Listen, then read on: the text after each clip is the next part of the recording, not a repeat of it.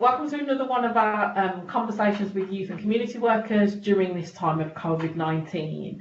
My name is Paulette Sawyers. I'm a senior lecturer and joint programme leader on the BA Honours Youth and Community Work degree at Newman University. Today I'm talking to Russell Allen, who is a senior youth officer with Sandwell Young People's Services. Hi Russell, do you want to introduce yourself and tell me a little bit about the project you work on and some of the work you do anyway?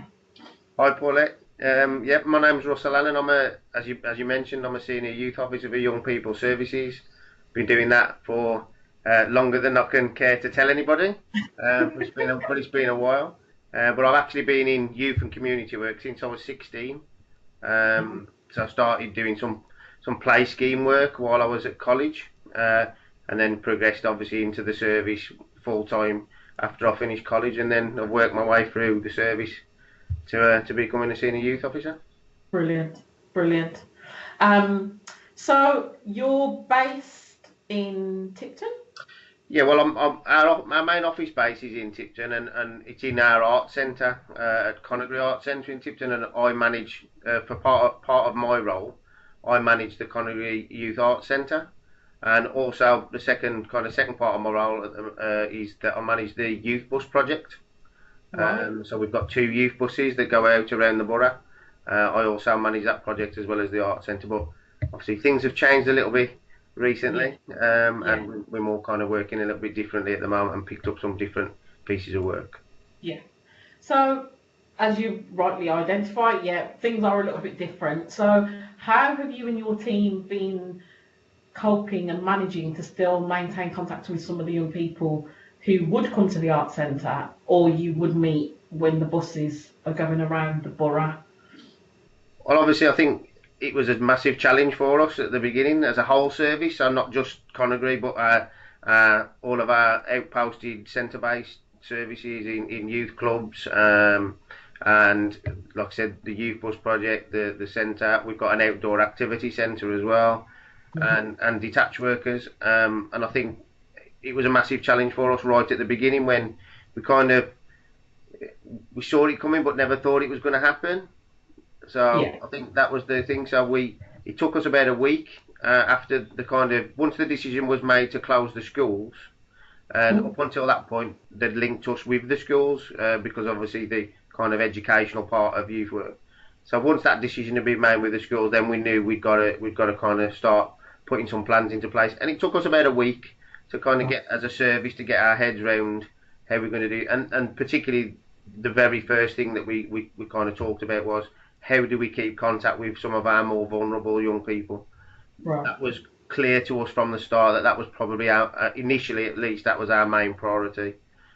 So we asked all of our teams, we've got 7 youth clubs I think across the borough, plus our 2 main building based provisions at Conagry and Malthouse. We've got specialist provisions, our girls group, and we do something called enhanced youth support, and then all of our detached teams. And we literally asked all of our workers to come up with a list from their provision of who were the people who they thought we needed to keep contact with, and that was the very first piece of work that we kind of came up with to be able to try and figure that out. So initially we did it through telephone calls, and we had to do a bit of manipulation, I suppose, in terms of how we've got a number of staff with mobile phones. Obviously the full-time staff have got mobile phones, but none of our part-time 6-hour-a-week youth workers have got mobile phones that are for the council, so they couldn't use their personal phones to do that. So we've had to bring some of the phones back in for some of the staff who may not need them for various things, and then we've been contacting some of those staff with their personal phones, and then we've given their work phones to some of the part-time staff who we felt needed to have that contact with their young people. So that was a kind of a key thing that we put in place very quickly. Right. And then straight away there was a lot of discussion going on between our service and other parts of the council, the police, as was included in that as well, the antisocial behaviour team, because there was concern that young people would still kind of break the lockdown. So took a little bit of time to sort out, but then we started, and we had to do a lot of work around risk assessments for staff and providing PPE and kind of changing the way that we did it. But we went straight back out to do detached work. Brilliant. So we were targeting very specific areas. So that's where some of our senior managers, including our executive director, worked with some of the partners to kind of figure out where did they want us to look at, and some of the information that we got as well about where we thought young people might be, and that's where we started to target. And it was mainly parks and open spaces, and skate park particularly have been we've realised as time has gone by have been a particular issue as well, with young people using their time to exercise but doing it in more numbers than they should be. So, and the advice, our remit was very different, and this is where the mindset had to change a little bit for some of our staff, because it wasn't about going out and doing what we would call proper detached work, where we weren't trying to put projects together, we weren't arranging to meet young people on the next session, because obviously at that point in time they weren't meant to be there. It was about going and kind of reiterating the advice that, you know, they shouldn't be in groups, that they should be only out for an hour of exercise a day at that point in time. Obviously things have changed over the last couple of days, so it was about that, and kind of just and also talking to young people about how they were dealing with it and how they were coping with, whether that was homeschooling, not seeing their friends, if they were on the park, some of them just as a family member or brothers, sisters or whatever. So that was quite key. But as part of that, it was quite interesting that we started to pick up a number of issues that maybe other people wouldn't have picked up because we were still out there.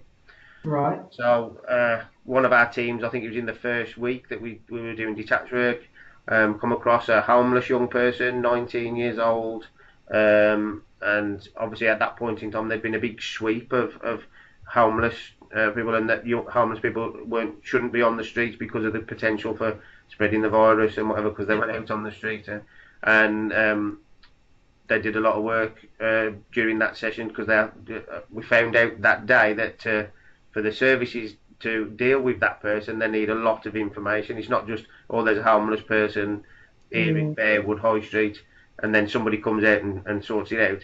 They need name, they need date of birth, they need where they were last living, and all this information. So the team had to do a lot of work that night just to get that information, and I was on the other end of the phone actually trying to deal with the council's homeless team and various other people to try and get some support to that young person. And fortunately that did get resolved, and they did go out and sort out that young person being rehomed.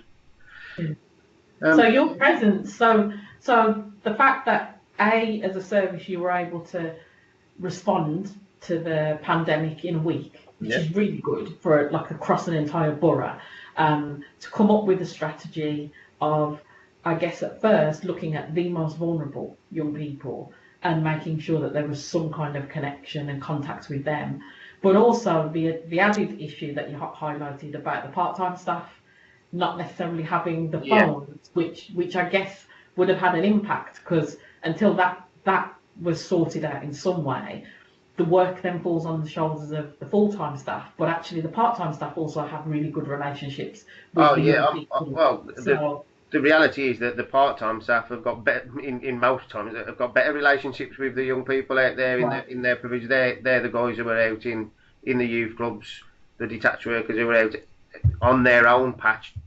Whereas we'll be covering a wider area, they'll be out on their own patch or in their own youth club. So they will have their group of young people that they see twice a week, every week.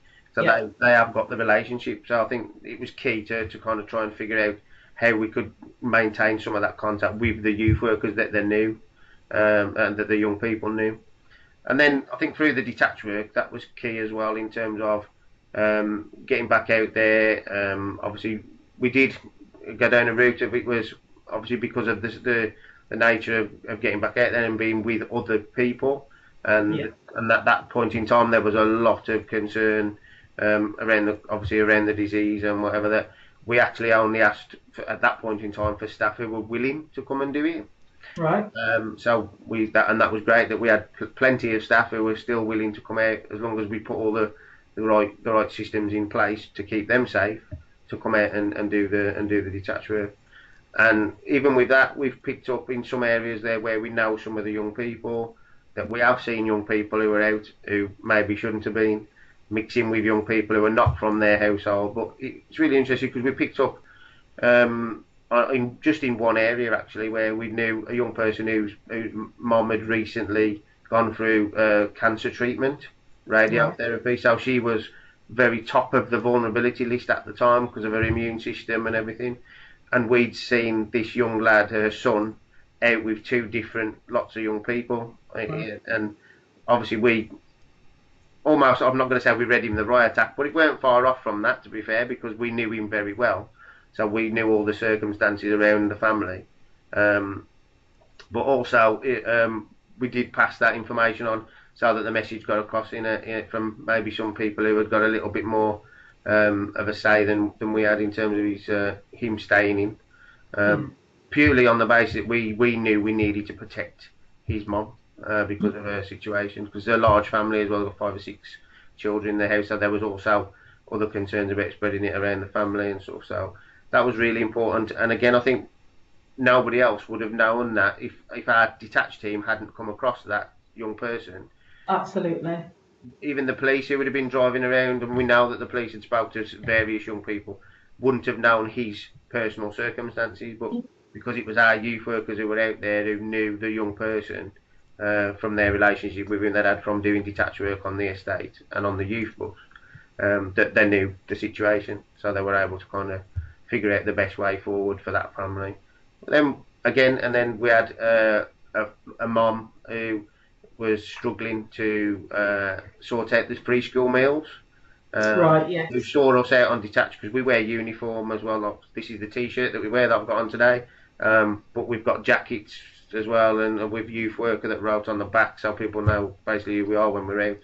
And she saw us walking down the road past her house and came out and was really struggling to deal with all the rigmarole of who she needed to speak to. Is it emails? Is it telephone calls? Is the school going to sort it? Is it somebody else?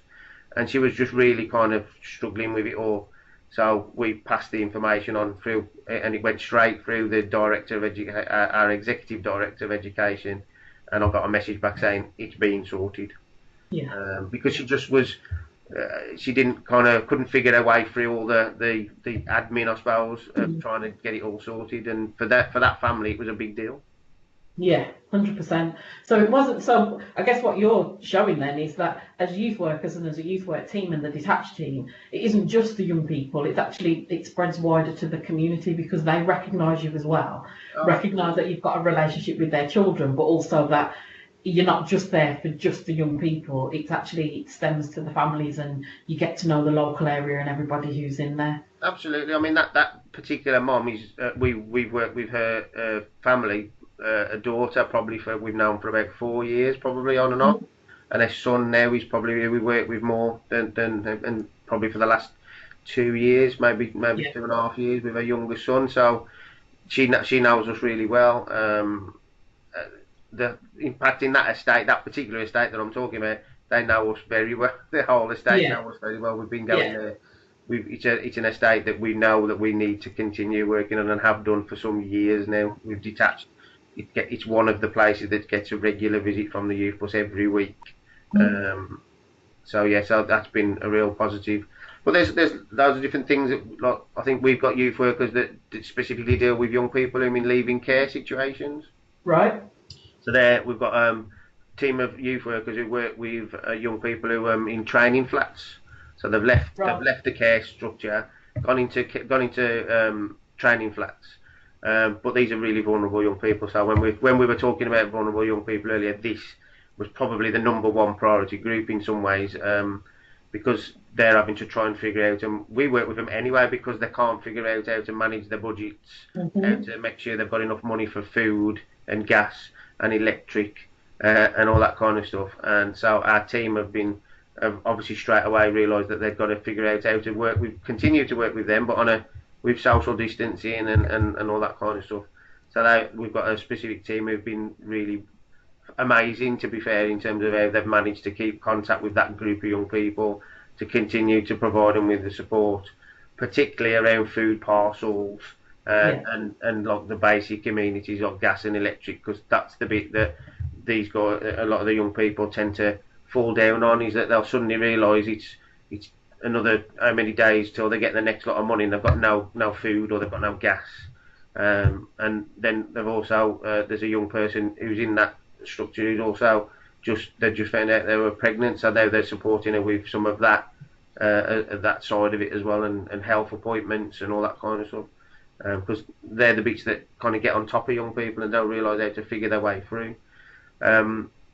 And then one of the really interesting things that we've been doing that kind of came as a link with the education team in the council is that we've been delivering education packs out to young people who are homeschooling, or were already homeschooling anyway. Before this, they were part of the home education system, or they're just young people who maybe the council have got some concerns that maybe not have the resources at home that they would need to be able to do homeschooling. I think we've delivered now probably somewhere around 200, maybe more, education packs out to young people. So again, we've had to do that with social distancing, but that's been really interesting for us because some of the young people we knew as well that came on the list that we got from education. But it's been really good for the staff as well because it's been getting them out doing a different piece of work. So that's been really interesting. And like I said, probably again a list of vulnerable young people that maybe would have got missed out a little bit in the whole rigmarole of what's going on. Yeah, I mean, what you've really illustrated really nicely is just how varied and diverse youth work and youth workers are. That it isn't just this direct face-to-face in a youth centre. It is detached. It is working alongside other partners like education, like the police, to make sure that actually fundamentally, the young people at the centre of it and the communities that you're working with at the centre of it are kind of okay. So I think it's like what you've done is you've shown a real nice picture of how what people might perceive youth work to be is actually bigger than that. And it's all about the various relationships you've got to manage all the time to kind of keep everybody on side. Absolutely, I think the partnership's key with the other parts of the local, with other parts of the council, with the police. The partnership work is key, and although obviously our work focus has had to change in terms of what we've been doing, that's one of the big things about our service and our staff. Fantastic at adapting and being flexible to whatever situation. I mean, we do that when youth work is normal as it would normally be. But obviously this has been a massive change, and it's been fantastic to see how our staff have kind of moved. With the goalposts have moved and our staff have moved with them.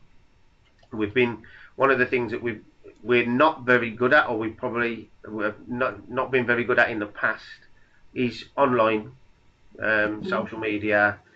We're okay, but we're not set up in the best way. We haven't got Instagram, we haven't got Snapchat. We use Facebook and Twitter. Twitter obviously generally pretty good for our partner agencies who then retweet and stuff like that. Facebook does get us a little bit more direct contact with young people and parents, but it's still not the best. But we've had to try and adapt how we use that.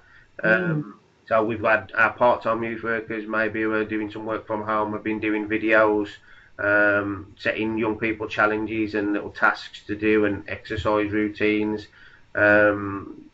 art and crafts activities. I think the most views we've had is from one of our team, one of the youth officers actually last week. If you people want to check it out, check out our Facebook page, Just Youth Sandwell. It's a video of doing makeup, but with somebody else's hands doing the makeup.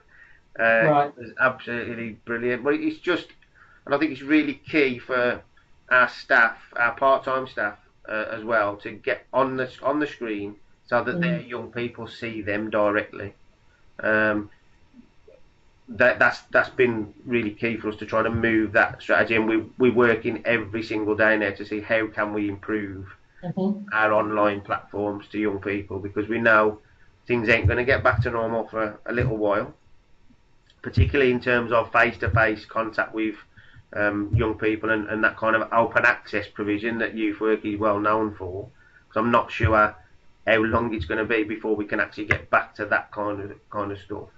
So we know that our online platform is more and more important. So we're looking at every day, looking at how we can improve what we're doing online with young people, or how we keep in contact with young people via online social media. So it'll be interesting to see how that progresses. Yeah, But and that. Go on. yeah, I've noticed that looking through other agencies as well, they're kind of doing the same thing. They're kind of struggling to figure out the best way to use social media, and I think some of the more creative arts organisations, particularly, are moving a lot of their provision that way as well. So it'll be interesting to see how things progress over the next couple of months, really, in that way.